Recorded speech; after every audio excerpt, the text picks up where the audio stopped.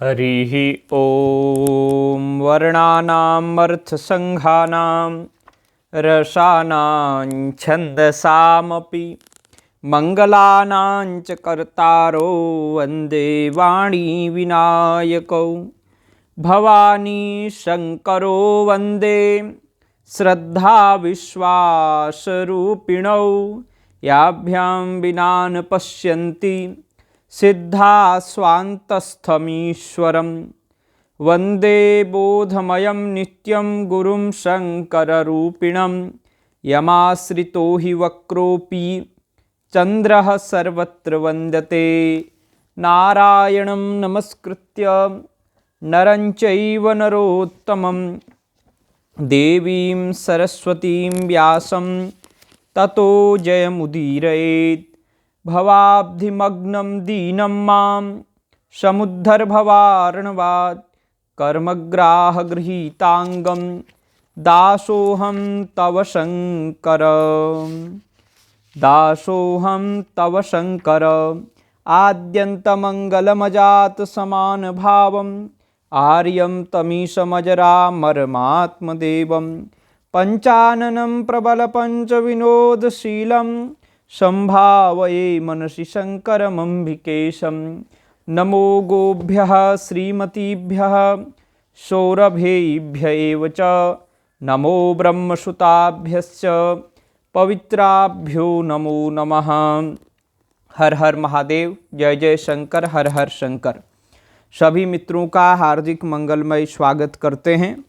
देवाधिदेव महादेव की महती करुणा कृपा से प्यारे प्रभु का वाङ्मय रूप श्री शिव महापुराण के माध्यम से मानव जीवन का सर्वोत्कृष्ट पल सत्संग हमें माँ गंगा के पवित्र तट पर सुलभ हो रहा है। हम शिव महापुराण की कथा के माध्यम से दिव्यतम सत्संग प्राप्त कर रहे हैं। आज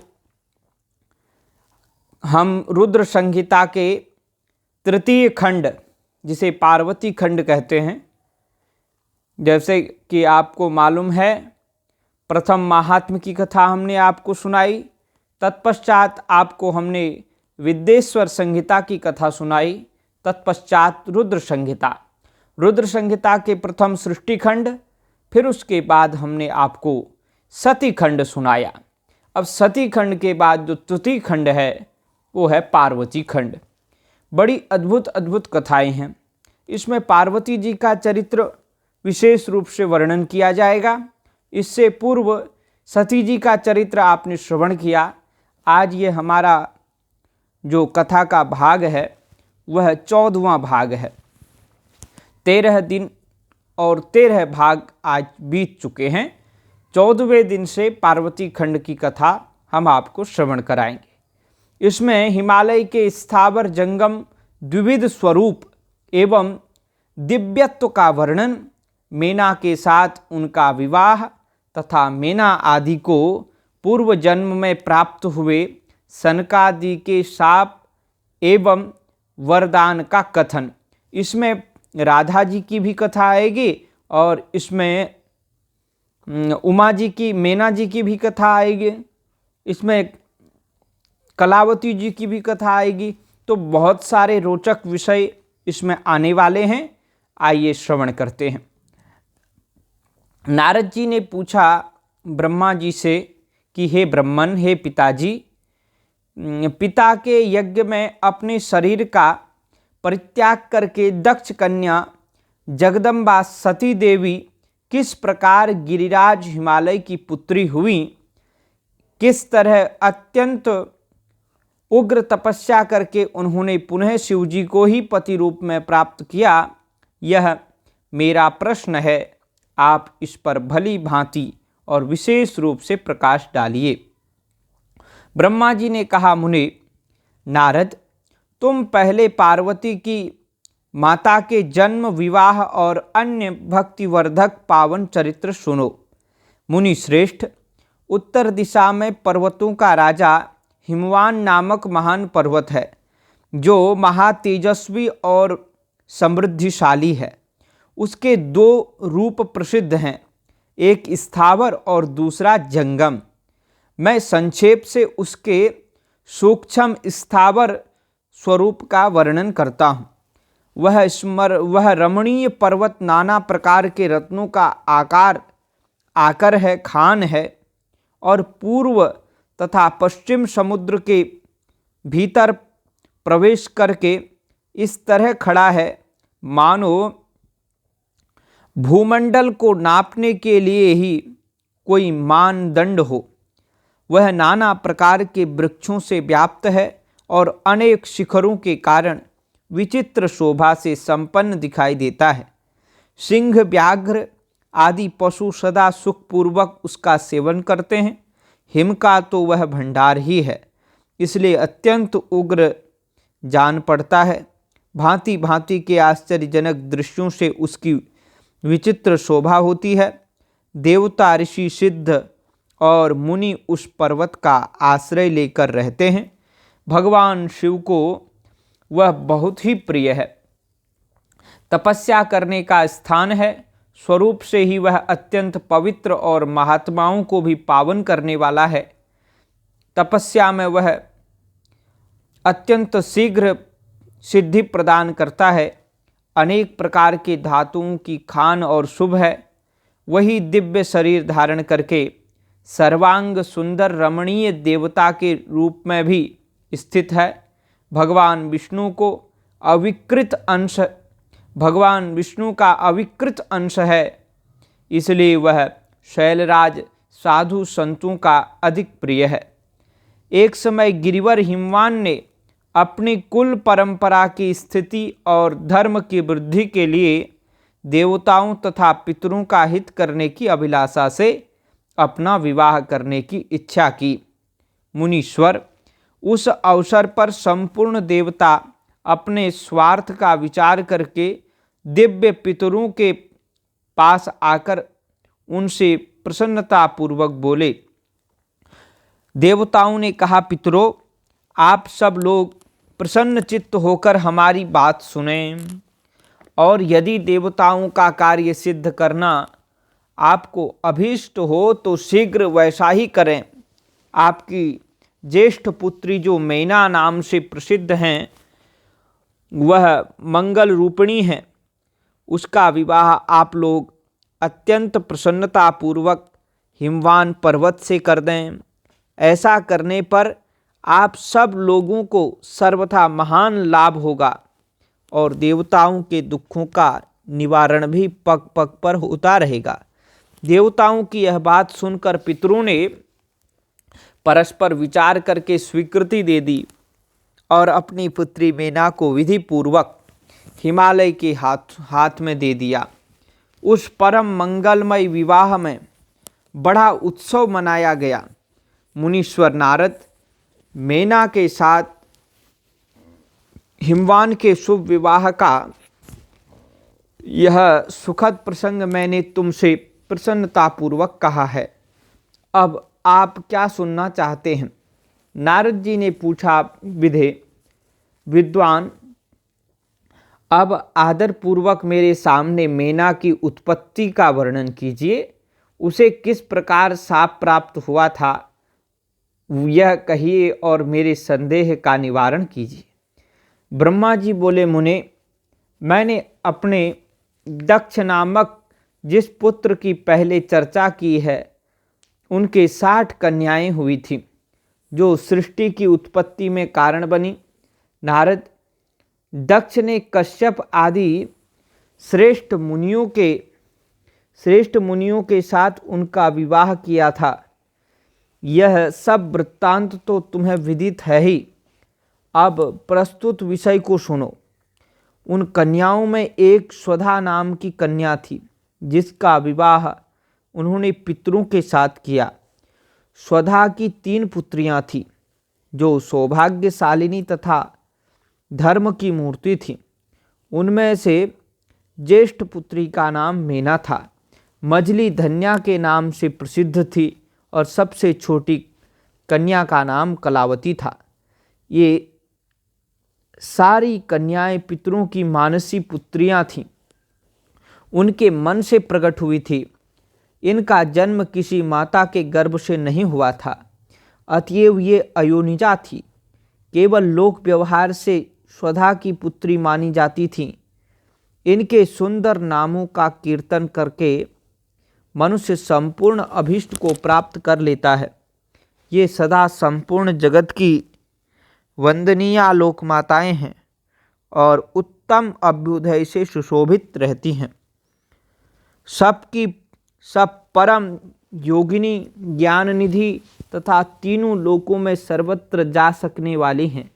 मुनीश्वर, एक समय वे तीनों बहनें भगवान विष्णु के निवास स्थान श्वेत द्वीप में उनका दर्शन करने के लिए गईं। भगवान विष्णु को प्रणाम और भक्ति पूर्वक उनकी स्तुति करके वे उन्हीं की आज्ञा से वहाँ ठहर गईं। उस समय वहाँ संतों का बड़ा भारी समाज एकत्र हुआ था। मुने, उसी अवसर पर मेरे पुत्र सनकादि सिद्धगण भी वहाँ गए और श्री हरि की स्तुति वंदना करके उन्हीं की आज्ञा से वहाँ ठहर गए। सनकादि मुनि देवताओं के आदि पुरुष और संपूर्ण लोकों में वंदित हैं। जब वहाँ आकर खड़े हुए, उस समय श्वेत द्वीप के सब लोग उन्हें देख प्रणाम करते हुए उठ करके खड़े हो गए, परंतु ये तीनों बहनें उन्हें देखकर भी वहाँ नहीं उठी। इससे सनत कुमार ने उनका मर्यादा रक्षार्थ उन्हें स्वर्ग से दूर होकर नर स्त्री बनने का शाप दे दिया। फिर उनके प्रार्थना करने पर वे प्रसन्न हो गए और बोले। सनत कुमार जी ने कहा, पितरों की तीनों कन्याओं, तुम प्रसन्न चित्त होकर मेरी बात सुनो। यह तुम्हारे शोक का नाश करने वाली और सदा ही तुम्हें सुख देने वाली है। तुमसे जो ज्येष्ठ है वह भगवान विष्णु की अंशभूता हिमालय गिरी की पत्नी हो। उससे जो कन्या होगी वह पार्वती के नाम से विख्यात होगी। पितरों की दूसरी प्रिय कन्या योगिनी धन्या है राजा जनक की पत्नी होगी। उसकी कन्या के रूप में महालक्ष्मी अवतीर्ण होंगी, जिनका नाम सीता होगा। इसी प्रकार पितरों की छोटी पुत्री कलावती द्वापर के अंतिम भाग में वृषभानु वैश्य की पत्नी होगी और उसकी प्रिय पुत्री राधा के नाम से विख्यात होगी। योगिनी मेना पार्वती जी के वरदान से अपने पति के साथ उसी शरीर से कैलाश नामक परम पद को प्राप्त हो जाएगी। धन्या तथा उनके पति जनक कुल में उत्पन्न हुए जीवन मुक्त महायोगी राजा शिरध्वज लक्ष्मी स्वरूपा सीता के प्रभाव से वैकुंठ धाम में जाएंगे। वृषभानु के साथ वैवाहिक मंगल कृत्य संपन्न होने के कारण जीवन मुक्त योगिनी कलावती भी अपनी कन्या राधा के साथ गोलोक धाम में जाएंगी, इसमें संशय नहीं है। विपत्ति में पड़े बिना कहाँ किनकी महिमा प्रकट होती है। उत्तम कर्म करने वाले पुण्यात्मा पुरुषों का संकट जब टल जाता है तब उन्हें दुर्लभ सुख की प्राप्ति होती है। अब तुम लोग प्रसन्नतापूर्वक मेरी दूसरी बात भी सुनो, जो सदा सुख देने वाली है। मेना की पुत्री जगदम्बा पार्वती देवी अत्यंत दुस्सह तप करके भगवान शिव की प्रिय पत्नी बनेंगी। धन्या की पुत्री सीता भगवान श्री राम जी की पत्नी होंगी और लोकाचार का आश्रय ले श्री राम के साथ विहार करेंगी। साक्षात गोलोक धाम में निवास करने वाली राधा ही कलावती की पुत्री होंगी। वे गुप्त स्नेह में बंधकर श्री कृष्ण की प्रियतमा बनेंगी। ब्रह्मा जी कहते हैं, नारद, इस प्रकार साप के ब्याज से दुर्लभ वरदान देकर सबके द्वारा प्रशंसित भगवान सनत कुमार मुनि भाइयों सहित वहीं अंतर्धान हो गए। तात पितरों की मानसी पुत्री वे तीनों बहनें इस प्रकार साप मुक्त हो सुख पाकर तुरंत अपने घर को चली गईं। देवताओं का हिमालय के पास जाना और उनसे सत्कृत हो उन्हें उमाराधन की विधि बताकर स्वयं भी एक सुंदर स्थान में जाकर उनकी स्तुति करना। नारद जी बोले, महामते, आपने मैना के पूर्व जन्म की यह शुभ एवं अद्भुत कथा कही है। उनके विवाह का तो ये 3 कन्याएं थी। तो मेनका को मैना कहते हैं, और जैसे ये दूसरी हैं धन्या को जनक जी की पत्नी थी ना, तो उधर उनका नाम में थोड़ा सा वो आ जाता है, बदलाव आ जाता है, मेना। तो देवताओं का हिमालय के पास जाना और उनसे सत्कृत हो उन्हें उमाराधन की विधि बता स्वयं भी एक सुंदर स्थान में जाकर उनकी स्तुति करना। हर हर महादेव शंभो काशी विश्वनाथ गंगे, हर हर महादेव शंभो काशी विश्वनाथ गंगे। नारद जी बोले, महामते, आपने मैना के पूर्व जन्म की यह शुभ एवं अद्भुत कथा कही है। उनके विवाह का प्रसंग भी मैंने वर्णन किया, सुन लिया है। आपने वर्णन किया, मैंने श्रवण किया। अब आगे के उत्तम चरित्र का वर्णन कीजिए।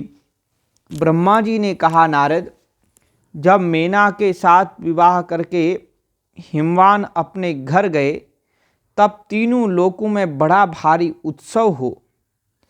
उत्सव मनाया गया। हिमालय भी अत्यंत प्रसन्न हो मैना के साथ अपने सुखदायक सदन में निवास करने लगे। मुने, उस समय श्री विष्णु आदि समस्त देवता और महात्मा मुनि गिरिराज के पास गए। उन सब देवताओं को आया देख महान हिमगिरी ने प्रशंसा पूर्वक उन्हें प्रणाम किया और अपने भाग्य की सराहना करते हुए भक्ति भाव से उन सबका आदर सत्कार किया। हाथ जोड़कर मस्तक झुकाकर बड़े प्रेम से स्तुति करने को उद्यत हुए। शैलराज के शरीर में महान रोमांच हो आया। उनके नेत्रों से प्रेम के आंसू बहने लगे। मुने, हिमशैल ने प्रसन्न मन से अत्यंत प्रेम पूर्वक प्रणाम किया और विनीत भाव से खड़े हो श्री विष्णु आदि देवताओं से कहा।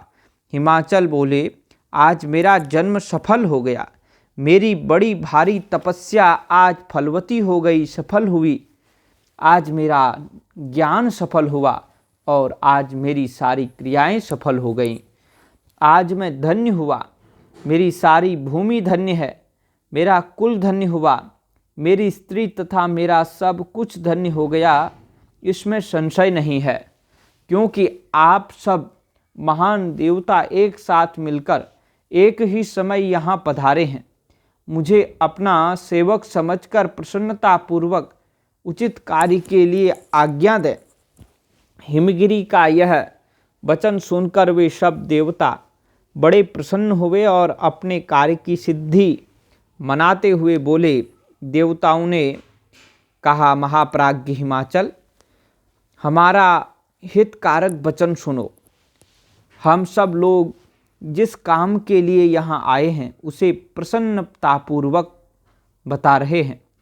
गिरिराज, पहले जो जगदम्बा उमा दक्ष कन्या सती के रूप में प्रकट हुई थी और रुद्र पत्नी होकर सुदीर्घ काल तक इस भूतल पर क्रीड़ा करती रहीं, वे ही अंबिका सती अपने पिता से अनादर पाकर अपनी प्रतिज्ञा का स्मरण करके यज्ञ में शरीर त्याग अपने परम धाम को पधार गईं।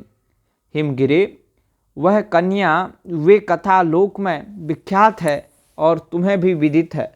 यदि वे सती पुनः तुम्हारे घर में प्रकट हो जाए तो देवताओं का महान लाभ हो सकता है। ब्रह्मा जी कहते हैं, श्री विष्णु आदि देवताओं की यह बात सुनकर गिरिराज हिमालय मन ही मन प्रसन्न हो आदर से झुक गए और बोले, प्रभो ऐसा हो तो बड़े सौभाग्य की बात है। तदनंतर वे देवता उन्हें बड़े आदर से उमा को प्रसन्न करने की विधि बताकर स्वयं सदाशिव पत्नी उमा की शरण में गए। एक सुंदर स्थान में स्थित हो समस्त देवताओं ने जगदम्बा का स्मरण किया और बारंबार प्रणाम करके वे वहाँ श्रद्धापूर्वक उनकी स्तुति करने लगे। देवता बोले, शिवलोक में निवास करने वाली देवी उमे, जगदम्बे, सदाशिव प्रिय, दुर्गे, महेश्वरी, हम आपको नमस्कार करते हैं। आप पावन शांत स्वरूप श्री शक्ति हैं, परम पावन पुष्टि हैं, अव्यक्त प्रकृति और महत्त्व ये आपके ही रूप हैं। हम भक्ति पूर्वक आपको नमस्कार करते हैं। आप कल्याणमयी शिवा हैं, आपके हाथ भी कल्याणकारी हैं। आप शुद्ध, स्थूल, सूक्ष्म और सबका परम आश्रय हैं। अंतर विद्या और सुविद्या से अत्यंत प्रसन्न रहने वाले आप देवी को हम प्रणाम करते हैं। आप श्रद्धा हैं, आप धृति हैं, आप श्री हैं, आप ही सब में व्याप्त हो रहने वाली देवी हैं।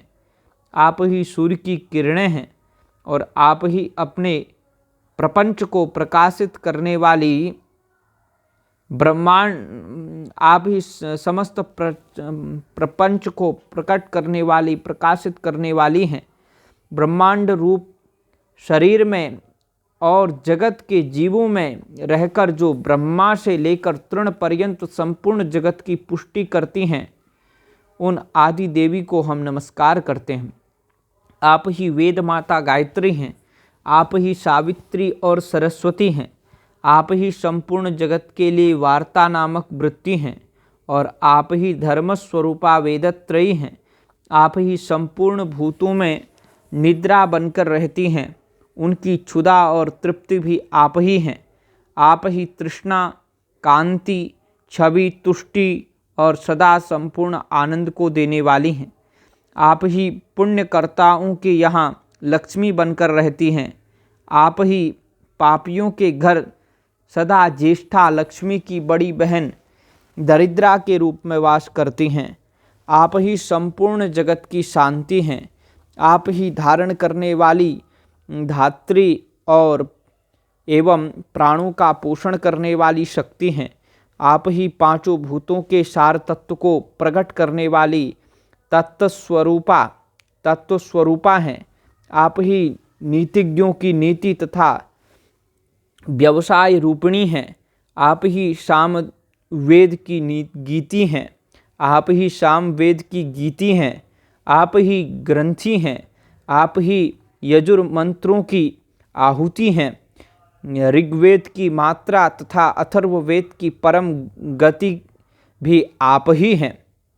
जो प्राणियों के नाक, कान, नेत्र, मुख, भुजा, वक्षस्थल और हृदय में धृति रूप से स्थित हो सदा ही उनके लिए सुख का विस्तार करती हैं।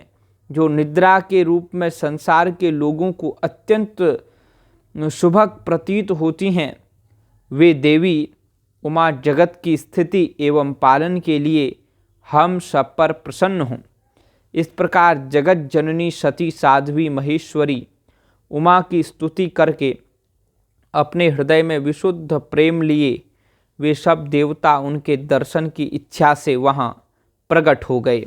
हर हर महादेव शंभो, काशी विश्वनाथ गंगे, दुर्गा दुर्गति नाशिनी जय जय, काल विनाशिनी काली जय जय, दुर्गा दुर्गति नाशिनी जय जय, काल विनाशिनी काली जय जय।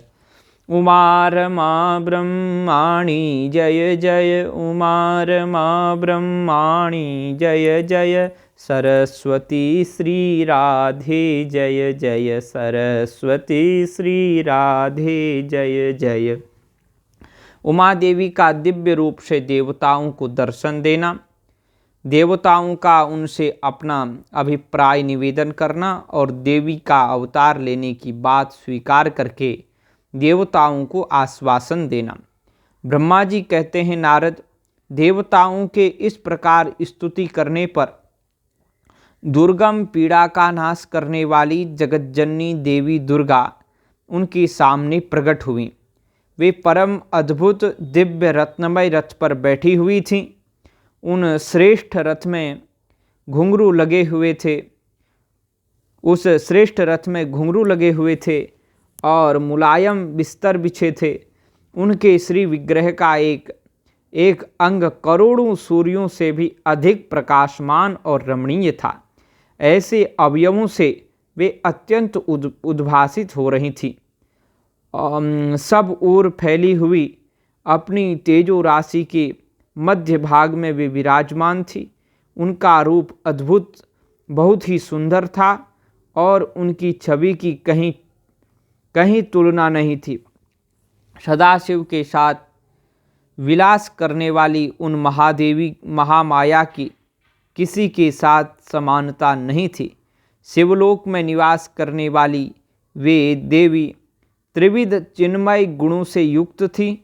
प्राकृत गुणों का अभाव होने से उन्हें निर्गुणा कहा जाता है। वे नित्य स्वरूपा हैं। वे दुष्टों पर प्रचंड कोप करने के कारण चंडी कहलाती हैं, परंतु स्वरूप से शिवा कल्याणमयी है। सबकी संपूर्ण पीड़ाओं का नाश करने वाली तथा संपूर्ण जगत की माता हैं। वे ही माँ प्रलय काल में महानिद्रा होकर सबको अपने अंक में सुला लेती हैं तथा वे समस्त स्वजनों भक्तों का संसार सागर से उद्धार कर देती हैं। शिवा देवी की तेजो राशि के प्रभाव से देवता उन्हें अच्छी तरह देख न सके।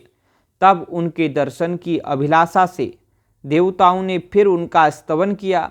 तदनंतर दर्शन की इच्छा रखने वाले विष्णु आदि सब देवता उन जगदम्बा की कृपा पाकर वहाँ उनका सुस्पष्ट दर्शन कर सके। इसके बाद देवता बोले, अंबिके महादेवी, हम सदा आपके दास हैं। आप प्रसन्नतापूर्वक हमारा निवेदन सुने। अपने पहले आप दक्ष की पुत्री रूप से अवतीर्ण हो लोक में रुद्र देव की वल्लभा हुई थी। उस समय आपने ब्रह्मा जी के साथ दूसरे देवताओं के महान दुख का निवारण किया था। तदनंतर पिता से अनादर पाकर अपनी की हुई प्रतिज्ञा के अनुसार आपने शरीर को त्याग दिया और स्वधाम में पधार आई। इससे भगवान हर को भी बड़ा दुख हुआ। महेश्वरी, आपके चले जाने से देवताओं का कार्य पूरा नहीं हुआ, अतः हम देवता और मुनि व्याकुल होकर आपकी शरण में आए हैं। महेश्वरी, महेशानी, शिवे, आप देवताओं का मनोरथ पूर्ण करें जिससे सनत कुमार का वचन सफल हो। देवी, आप भूतल पर अवतीर्ण हो पुनः रुद्रदेव की पत्नी होइए और यथा योग्य ऐसी लीला कीजिए जिससे देवताओं को सुख प्राप्त हो। देवी, इससे कैलाश पर्वत पर निवास करने वाले रुद्रदेव भी सुखी होंगे। आप ऐसी कृपा करें जिससे सब सुखी हों और सबका सारा दुख नष्ट हो जाए। ब्रह्मा जी कहते हैं, नारद, ऐसा कहकर विष्णु आदि सब देवता प्रेम में मग्न हो गए और शक्ति से विनम्र होकर और भक्ति से विनम्र होकर चुपचाप खड़े रहे। देवताओं की यह स्तुति सुनकर शिवा देवी को भी बड़ी प्रसन्नता हुई। उसके हेतु का विचार करके अपने प्रभु शिव का स्मरण करती हुई भक्त वत्सला दयामयी उमा देवी उस समय विष्णु आदि देवताओं को संबोधित करके हंस करके बोली। उमा ने कहा, हे हरे, हे विधे और हे देवताओं तथा मुनियों, तुम सब लोग अपने मन से व्यथा को निकाल दो और मेरी बात सुनो। मैं तुम पर प्रसन्न हूँ, इसमें संशय नहीं है। सब लोग अपने अपने स्थान को जाओ और चिरकाल तक सुखी रहो। मैं अवतार ले मेना की पुत्री होकर उन्हें सुख दूंगी और रुद्रदेव की पत्नी हो जाऊंगी। यह मेरा अत्यंत गुप्त मत है। भगवान शिव की लीला अद्भुत है, वह ज्ञानियों को भी मोह में डालने वाली है। देवताओं, उस यज्ञ में जाकर पिता के द्वारा अपने स्वामी का अनादर देख जब से मैंने दक्ष जनित शरीर को त्याग दिया है, तभी से वे मेरे स्वामी कालाग्नि रुद्रदेव तत्काल दिगंबर हो गए। वे मेरी ही चिंता में डूब रहे हैं, वे मेरी ही चिंता में डूबे रहते हैं। उनके मन में यह विचार उठा करता है कि धर्म को जानने वाली सती मेरा रोष देखकर पिता के यज्ञ में गई और वहाँ मेरा अनादर देख मुझ में प्रेम होने के कारण उसने अपना शरीर त्याग दिया। यही सोचकर वे घर बार छोड़ अलौकिक वेश धारण करके योगी हो गए। मेरी स्वरूपभूता सती के वियोग को वे महेश्वर सहन न कर सके। देवताओं, भगवान रुद्र की भी यह अत्यंत इच्छा है कि भूतल पर मेना और हिमाचल के घर में मेरा अवतार हो, क्योंकि वे पुनः मेरा पाणी ग्रहण करने की अधिक अभिलाषा रखते हैं। अतः मैं रुद्रदेव के संतोष के लिए अवतार लूँगी और लौकिक गति का आश्रय लेकर हिमालय पत्नी मेना की पुत्री होंगी। ब्रह्मा जी कहते हैं, नारद, ऐसा कहकर जगदम्बा शिवा उस समय समस्त देवताओं के देखते देखते ही अदृश्य हो गईं और तुरंत अपने लोक में चली गईं। तदनंतर हर्ष से भरे हुए विष्णु आदि समस्त देवता और मुनि उस दिशा को प्रणाम करके अपने अपने धाम में चले गए। हर हर महादेव शंभो काशी विश्वनाथ गंगे। हर हर महादेव शंभो काशी विश्वनाथ गंगे। काशी विश्वनाथ गंगे, काशी अमरनाथ गंगे। काशी विश्वनाथ गंगे, काशी अमरनाथ गंगे।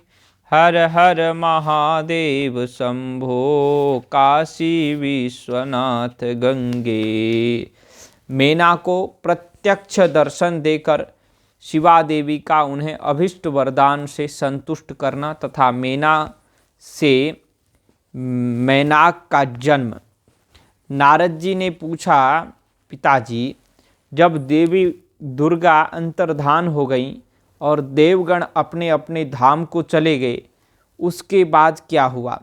ब्रह्मा जी ने कहा, मेरे पुत्रों में श्रेष्ठ विप्रवर नारद, जब विष्णु आदि देव समुदाय हिमालय और मेना को देवी की आराधना का उपदेश दे चले गए, तब गिरिराज हिमाचल और मेना दोनों दंपत्ति ने बड़ी भारी तपस्या आरंभ की।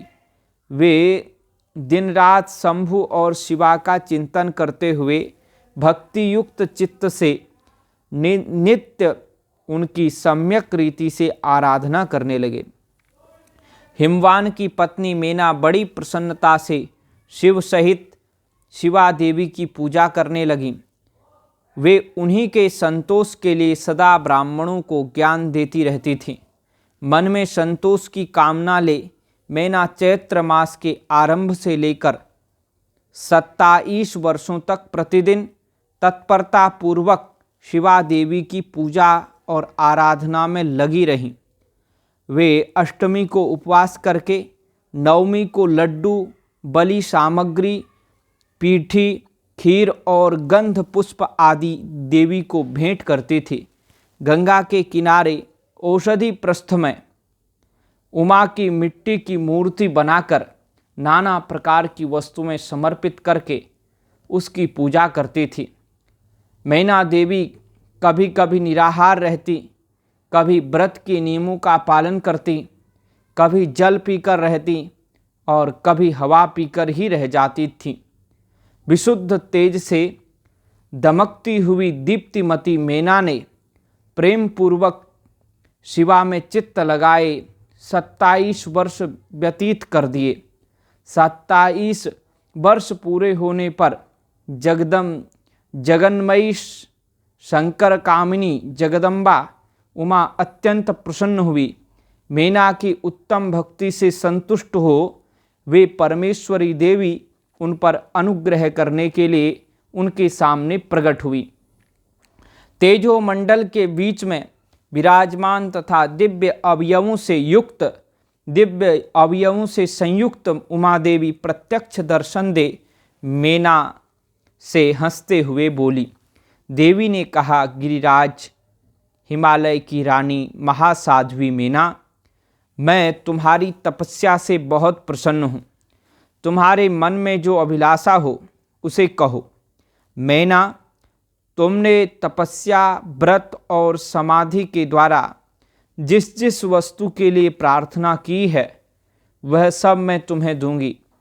तब मैना ने प्रत्यक्ष प्रकट हुई कालिका देवी को देखकर प्रणाम किया और इस प्रकार कहा। मैना बोली, देवी, इस समय मुझे आपके रूप का प्रत्यक्ष दर्शन हुआ है, अतः मैं आपकी स्तुति करना चाहती हूँ। कालिके,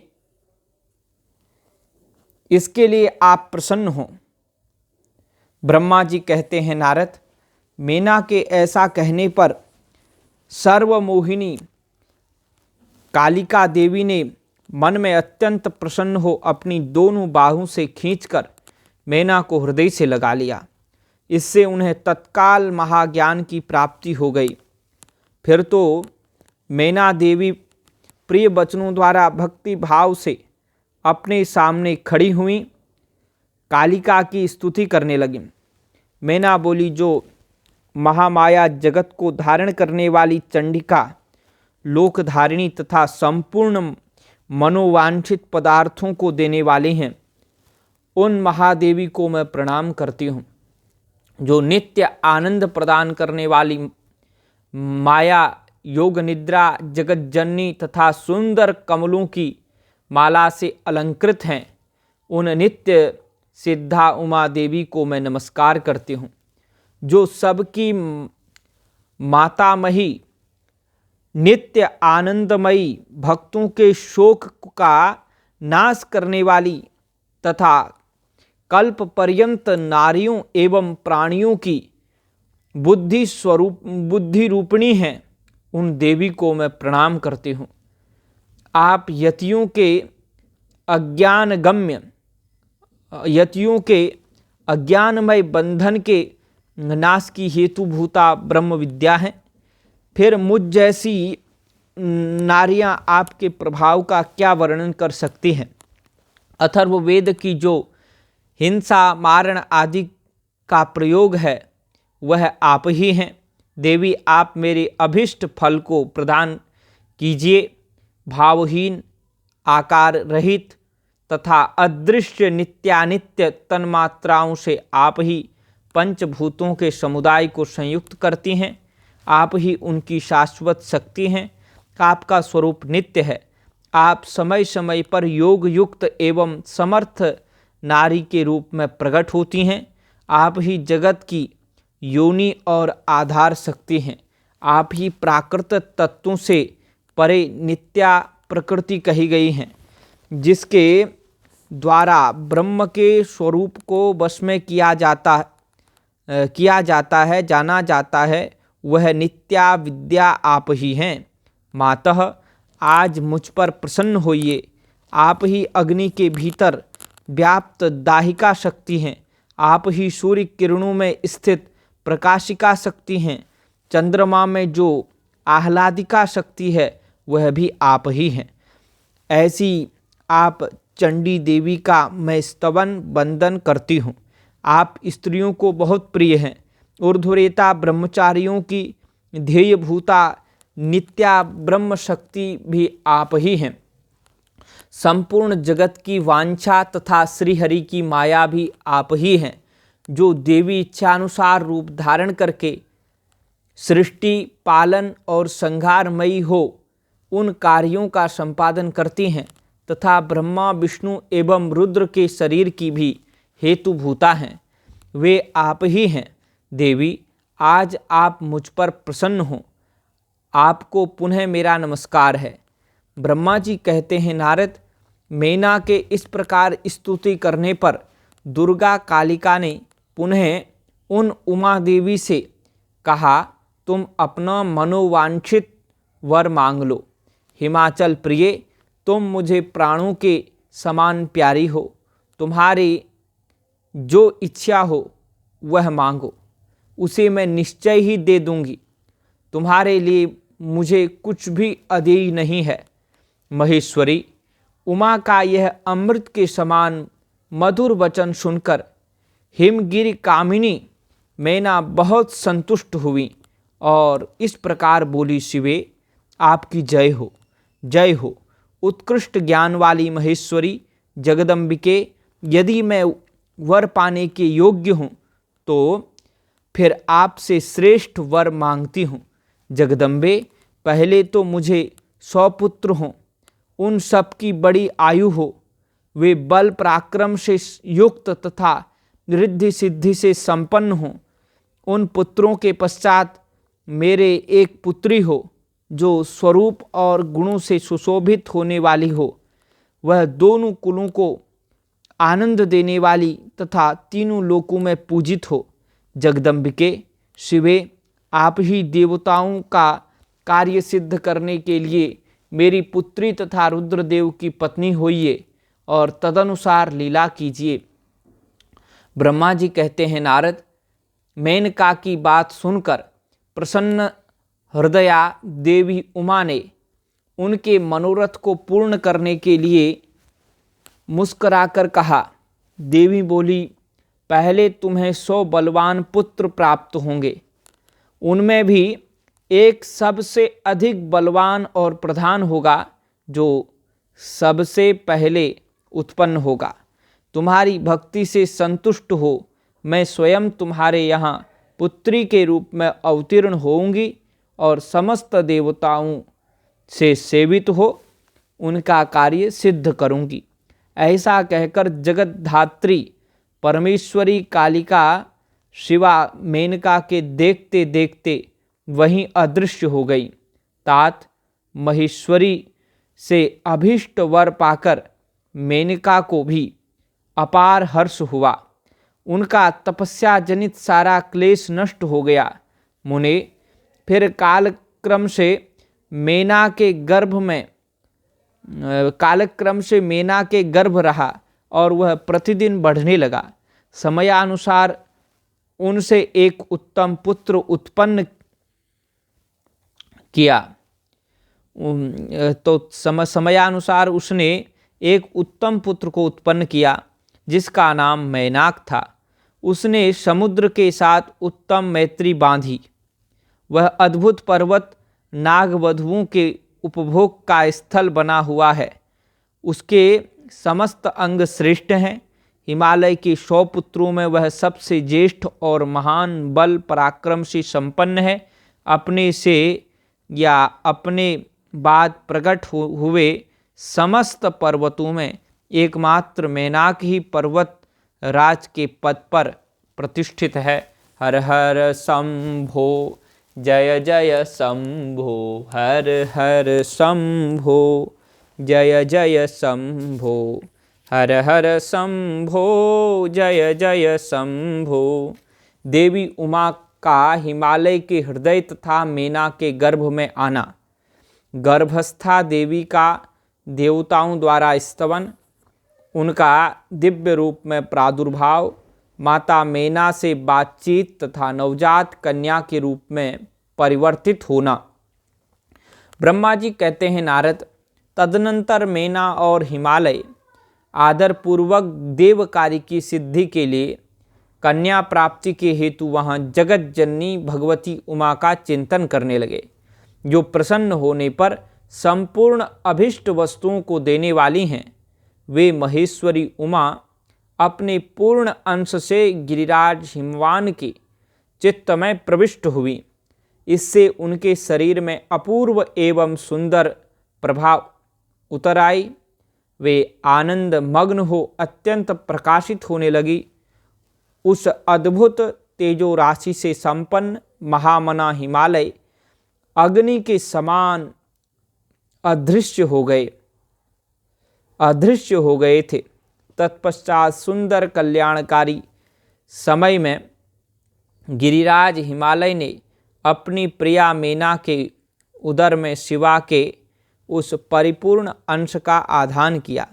इस तरह गिरिराज की पत्नी मैना ने हिमवान के हृदय में विराजमान करुणानिधान देवी की कृपा से सुखदायक गर्भ धारण किया।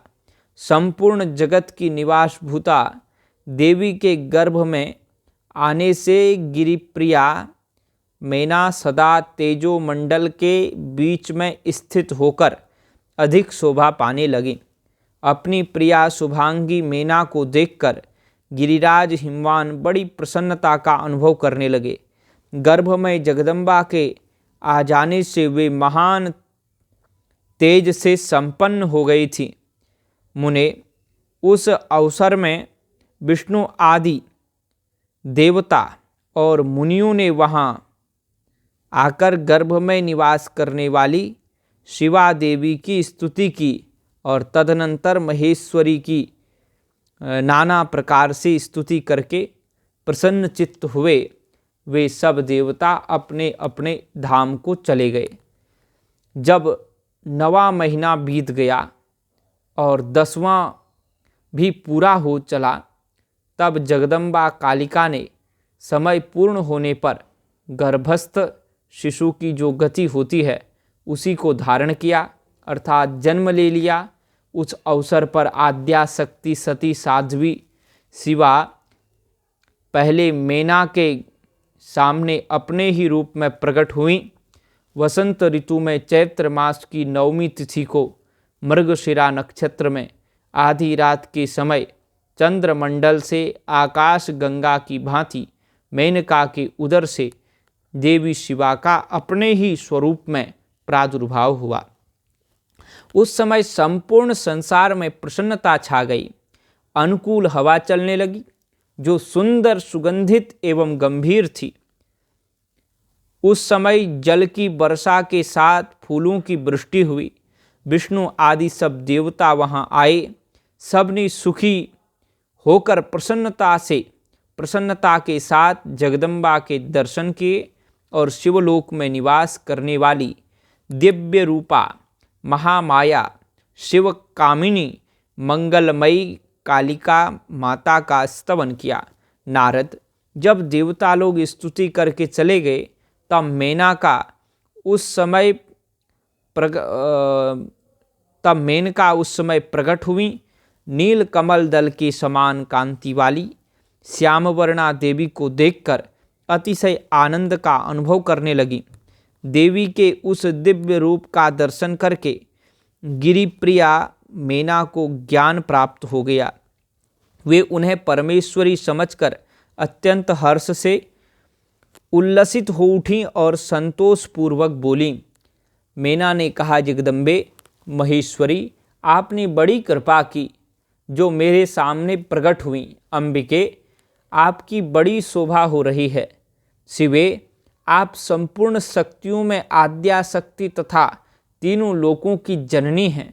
देवी, आप भगवान शिव को सदा ही प्रिय हैं तथा संपूर्ण देवताओं से प्रशंसित पराशक्ति हैं। महेश्वरी, आप कृपा करें और इसी रूप से मेरे ध्यान में स्थित हो जाएं। साथ ही मेरी पुत्री के अनुरूप प्रत्यक्ष दर्शनीय रूप धारण करें। ब्रह्मा जी कहते हैं, नारद, पार्वती पत्नी, गलती हो गई। नारद जी, ब्रह्मा जी कहते हैं, नारद, पर्वत पत्नी मेना की यह बात सुनकर अत्यंत प्रसन्न हुई। शिवा देवी ने उस गिरि प्रिया को इस प्रकार उत्तर दिया। देवी बोली, मेना, तुमने पहले तत्परता पूर्वक मेरी बड़ी सेवा की थी, बड़ी मेरी सेवा की थी, तपस्या की थी। उस समय तुम्हारी भक्ति से प्रसन्न हो मैं वर देने के लिए तुम्हारे निकट आई। वर मांगो। मेरी इस वाणी को सुनकर तुमने जो वर मांगा वह इस प्रकार है, महादेवी, आप मेरी पुत्री हो, मेरी पुत्री हो जाए, मैं देवताओं का हित साधन करें, तो आप मेरी पुत्री हो जाए और देवताओं का हित साधन करें। तब मैंने तथास्तु कहकर तुम्हें सादर यह वर दे दिया और मैं अपने धाम को चली गई। गिरि कामिनी, उस वर के अनुसार समय पाकर आज मैं तुम्हारी पुत्री हुई हूँ। आज मैंने जो दिव्य रूप का दर्शन कराया है, इसका उद्देश्य इतना ही है कि तुम्हें मेरे स्वरूप का स्मरण हो जाए, अन्यथा मनुष्य रूप में प्रकट होने पर मेरे विषय में तुम अनजान ही बनी रहती। अब तुम दोनों दंपति पुत्री भाव से अथवा दिव्य भाव से मेरा निरंतर चिंतन करते हुए मुझ में स्नेह रखो, इससे मेरी उत्तम गति प्राप्त होगी। मैं पृथ्वी पर अद्भुत लीला करके देवताओं का कार्य सिद्ध करूंगी, भगवान शंभु की पत्नी होऊंगी और सज्जनों का संकट से उद्धार करूंगी। ऐसा कहकर जगन्माता शिवा चुप हो गईं और उसी क्षण माता के देखते देखते प्रसन्नतापूर्वक नवजात पुत्री के रूप में परिवर्तित हो गई। दुर्गा दुर्गति नाशिनी जय जय, काल विनाशिनी काली जय जय, दुर्गा दुर्गति नाशिनी जय जय, काल विनाशिनी काली जय जय। पार्वती का नामकरण और विद्याध्ययन। नारद का हिमवान के यहाँ जाना, पार्वती का हाथ देखकर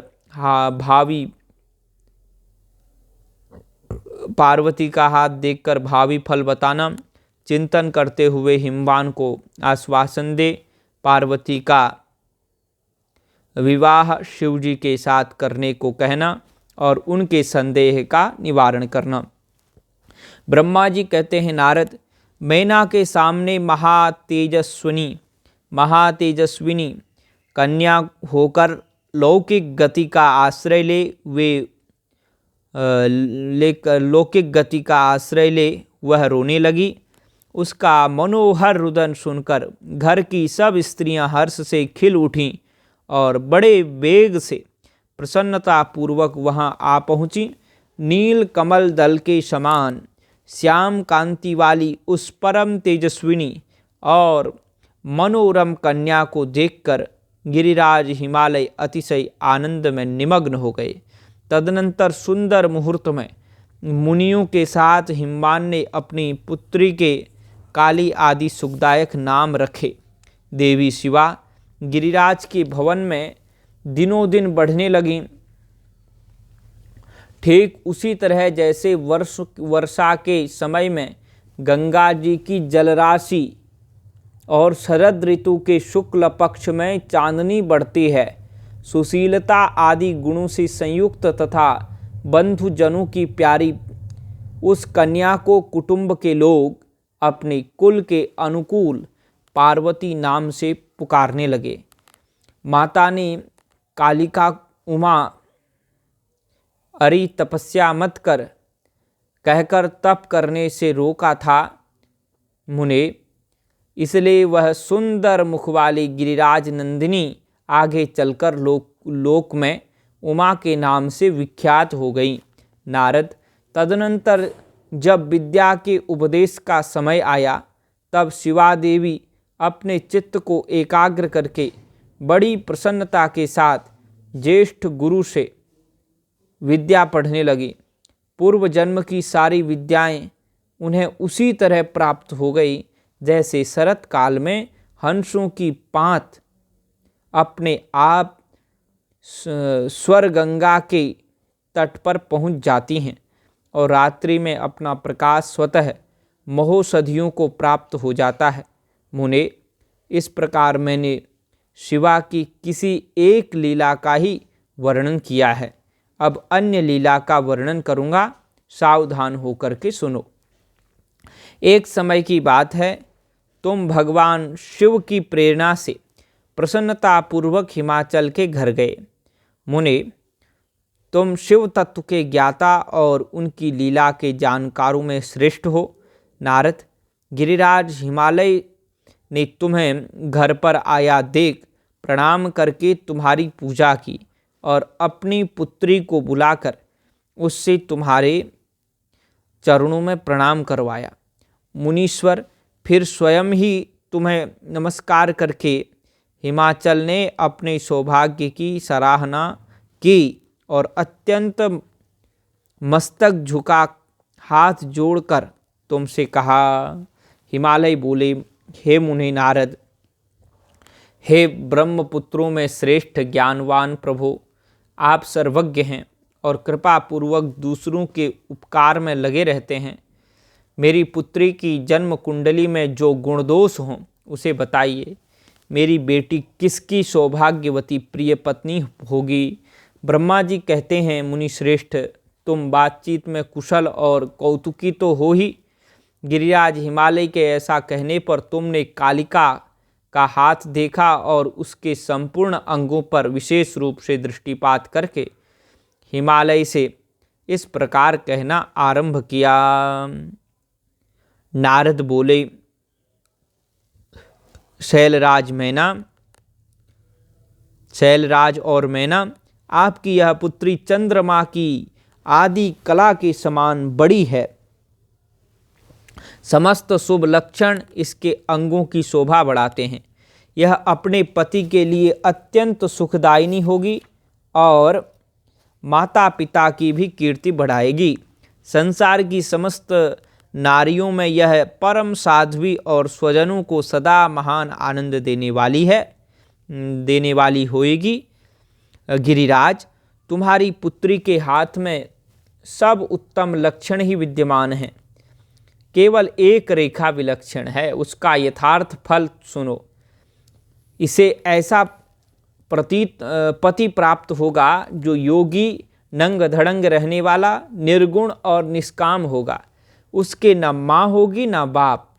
उसे मान सम्मान का भी कोई ख्याल नहीं रहेगा और वह सदा अमंगल वेश धारण करेगा।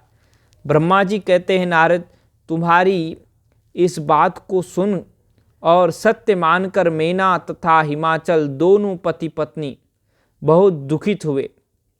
परंतु जगदम्बा शिवा तुम्हारे ऐसे वचन को सुनकर और लक्षणों द्वारा उस भावी पति को शिव मानकर मन ही मन हर्ष से खिल उठी।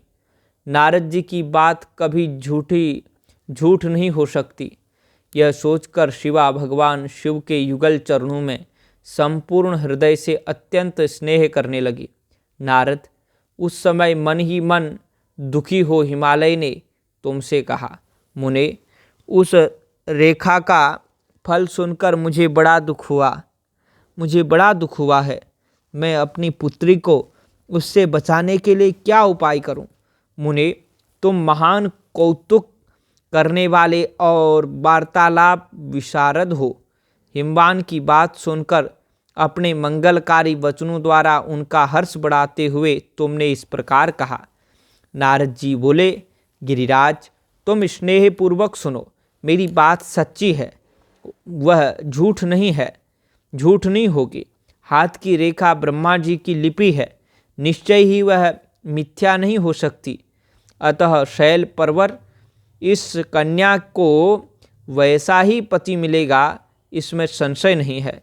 परंतु इस रेखा के कुफल से बचने के लिए एक उपाय भी है। उसे प्रेम पूर्वक सुनो। उसे कहने से तुम्हें, उसे करने से तुम्हें सुख मिलेगा। मैंने जैसे वर का निरूपण किया है वैसे ही भगवान शंकर हैं। वे सर्वसमर्थ हैं और लीला के लिए अनेक रूप धारण करते रहते हैं। उनमें समस्त कुलक्षण सद्गुणों के समान हो जाएंगे। समर्थ पुरुष में कोई दोष भी हो तो वह उसे दुख नहीं देता, असमर्थ के लिए ही वह दुखदायक होता है। इस विषय में सूर्य, अग्नि और गंगा का दृष्टांत सामने रखना चाहिए। इसलिए तुम विवेक पूर्वक अपनी कन्या शिवा को भगवान शिव के हाथ में सौंप दो। भगवान शिव सबके ईश्वर, सेव्य, निर्विकार, सामर्थ्यशाली और अविनाशी हैं। वे जल्दी ही प्रसन्न हो जाते हैं, अतः शिवा को ग्रहण कर लेंगे, इसमें संशय नहीं है। विशेषतः वे तपस्या से वश में हो जाते हैं। यदि शिवा तप करे तो सब काम ठीक हो जाएगा। सर्वेश्वर शिव सब प्रकार से समर्थ हैं। वे इंद्र के वज्र का भी विनाश कर सकते हैं। ब्रह्मा जी उनके अधीन हैं तथा वे सबको सुख देने वाले हैं। पार्वती भगवान शंकर की प्यारी पत्नी होगी। वह सदा रुद्रदेव के अनुकूल रहेगी, क्योंकि वह महासाध्वी और उत्तम व्रत का पालन करने वाली है। महासाध्वी उत्तम व्रत का पालन करने वाली है तथा माता पिता के सुख को बढ़ाने वाली है। यह तपस्या करके भगवान शिव के मन को अपने वश में कर लेगी और वे भगवान भी इसके सिवा किसी दूसरी स्त्री से विवाह नहीं करेंगे। इन दोनों का प्रेम एक दूसरे के अनुरूप है।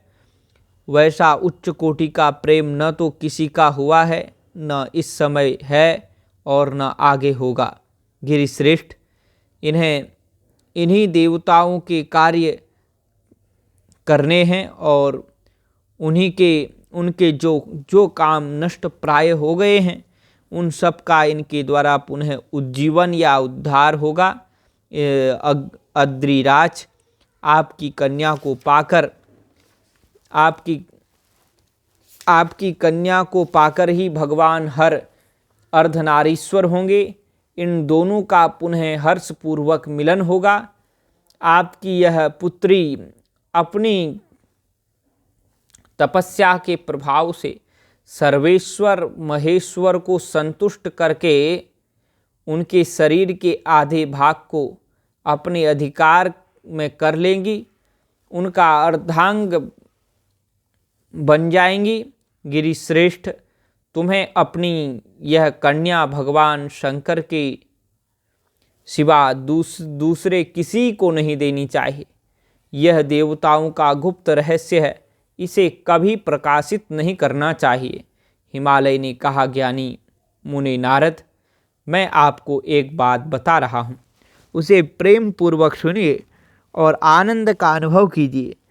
सुना जाता है महादेव जी सब प्रकार की आसक्तियों का त्याग करके अपने मन को संयम में रखते हुए नित्य तपस्या करते हैं।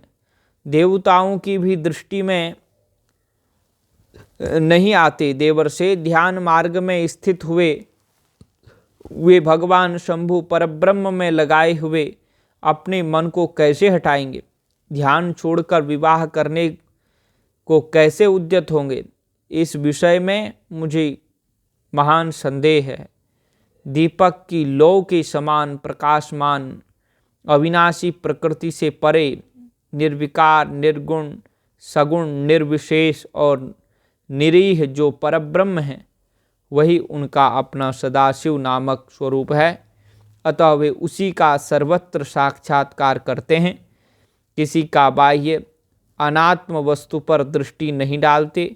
मुने, यहाँ आए हुए किन्नरों के मुख से उनके विषय में नित्य ऐसी ही बात सुनी जाती है। क्या यह बात मिथ्या ही है? विशेषतः यह बात भी सुनने में आती है कि भगवान हर ने पूर्व काल में सती के समक्ष एक प्रतिज्ञा की थी। उन्होंने कहा था, दक्ष कुमारी प्यारी सती, मैं तुम्हारे सिवा दूसरी किसी स्त्री का अपनी पत्नी बनाने के लिए न वरण करूँगा न ग्रहण करूँगा, यह मैं तुमसे सत्य कहता हूँ। इस प्रकार सती के साथ उन्होंने पहले ही प्रतिज्ञा कर ली है।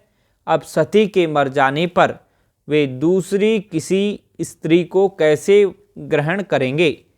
यह सुनकर तुम अर्थात नारद ने कहा, महामते गिरिराज, इस विषय में तुम्हें चिंता नहीं करनी चाहिए। तुम्हारी यह पुत्री काली ही पूर्व काल में दक्ष कन्या सती हुई थी।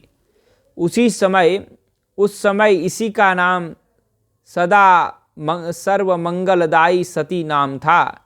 वे सती दक्ष कन्या होकर रुद्र की प्यारी पत्नी हुई थी। उन्होंने पिता के यज्ञ में अनादर पाकर तथा भगवान शंकर का भी अपमान हुआ देख क्रोधपूर्वक अपने शरीर को त्याग दिया था। वे सती फिर तुम्हारे घर में उत्पन्न हुई हैं। तुम्हारी पुत्री साक्षात जगदम्बा शिवा हैं। यह पार्वती भगवान हर की पत्नी होगी, इसमें संशय नहीं है। नारद, ये सब बातें तुमने हिमवान को विस्तार पूर्वक बताई। पार्वती का वह पूर्व रूप और चरित्र प्रीति को बढ़ाने वाला है। काली के उस संपूर्ण पूर्व वृत्तांत को तुम्हारे मुख से सुनकर हिमवान अपनी पत्नी और पुत्र के साथ तत्काल संदेह रहित हो गए, और इसी तरह तुम्हारे मुख से अपने उस पूर्व कथा को सुनकर काली ने लज्जा के मारे मस्तक झुका लिया और उसके मुख पर मंद मुस्कान की प्रभा फैल गई। गिरिराज हिमवान पार्वती के उस चरित्र को सुनकर उसके माथे पर हाथ फेरने लगे और मस्तक सूंघकर उसे अपने आसन के पास ही बिठा लिया। नारद, इसके पश्चात तुम उसी क्षण प्रसन्नतापूर्वक स्वर्गलोक को चले गए और गिरिराज हिमवान भी मन ही मन मनोहर आनंद से युक्त हो अपने सर्वसंपत्तिशाली भवन में प्रविष्ट हो गए। हर हर महादेव शंभो काशी विश्वनाथ गंगे। हर हर महादेव शंभो काशी विश्वनाथ गंगे। काशी विश्वनाथ गंगे, काशी अमरनाथ गंगे। हर हर महादेव शंभो काशी विश्वनाथ गंगे।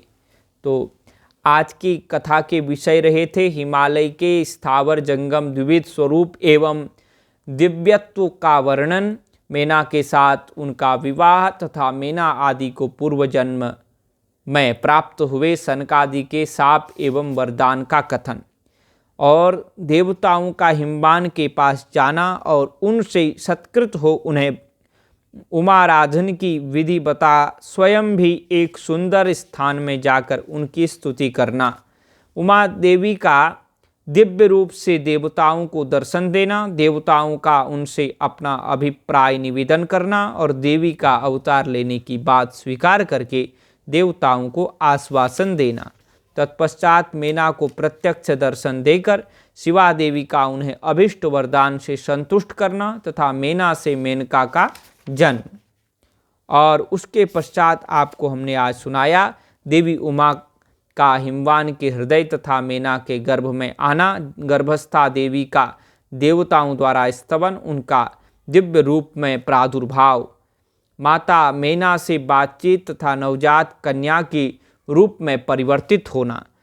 फिर उसके पश्चात हमने श्रवण कराया आपको पार्वती का नामकरण और विद्याध्ययन, नारद जी का हिमवान के यहाँ जाना, पार्वती का हाथ देखकर भावी फल बताना, चिंतित हुए हिमवान को आश्वासन दे पार्वती का विवाह शिवजी के साथ करने को कहना और उनके संदेह का निवारण। आज इन सब विषयों पर हमने चर्चा की, कथा श्रवण किया इन विषयों के बारे में। तो आज की कथा भोलेनाथ के चरणों में समर्पित करते हैं और आप सबसे निवेदन करते हैं कि हमारी वीडियो को पूरा देखें और इस शिव पुराण की कथा को, जिसमें बहुत अद्भुत विषय आए हैं, लाइक ज़रूर करें वीडियो को और कमेंट करके हर हर महादेव लिखें। अपने इष्ट मित्रों को भी शेयर करें ताकि उन्हें भी इस अमृतमय शिव पुराण का संपूर्णतया से रसास्वादन हो सके, उन्हें भी श्रवण लाभ प्राप्त हो। ऐसे करके कल का दिवस हम और एक वीडियो बनाएंगे इसके ऊपर।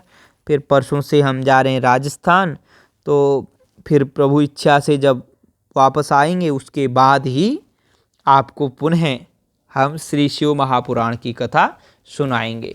तो और वहाँ राजस्थान में आप भागवत की कथा श्रवण करेंगे, श्रीमद् भगवत गीता का प्रवचन श्रवण करेंगे, श्रीमद् आद्य गुरु शंकराचार्य भगवान द्वारा विरचित अनेक प्रकार के ग्रंथों का भी स्वाध्याय आपको प्राप्त हो जाएगा।